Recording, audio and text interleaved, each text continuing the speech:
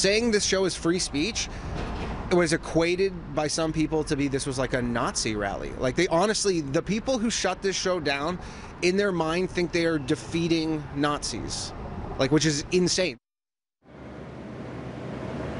I'm Adrian Ghobrial. It was Saturday night here at the Comedy Bar on Bloor near Dovercourt, where there was a gig scheduled dubbed the Free Speech Comedy Show. Now, cue some of the controversy. Some people in the community were concerned about what some of the content would be at the gig and started calling the owner of the bar. Now, there was some word that those who might be considered part of the super conservative alt-right movement might also be attending.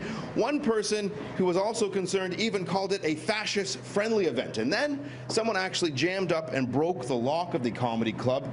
The owner here canceled the show, and that left the comedian who scheduled the whole night completely shocked. They broke the locks of like a comedy club.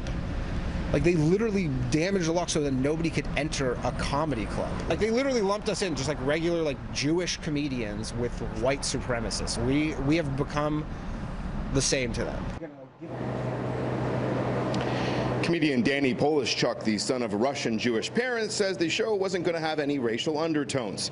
He admits he was testing the waters when he called his upcoming gig the Free Speech Comedy Show. The poster for his event was a spin-off of one used by those protesting a controversial free speech rally, which was recently canceled at Ryerson University. The event in question was ill-timed and played on some vulnerabilities in the community. Kevin Metcalf was vocal about the comedy show on Facebook, posting that the community needs to stand together against bigotry, even calling the event fascist-friendly because the alt-right group, the Proud Boys, had confirmed their attendance, and controversial conservative writer Faith Goldy was, according to Metcalf, considering attending. Should an event be shut down, though, because of who's attending it? Absolutely not. I mean, I certainly at no point called for the event to be shut down.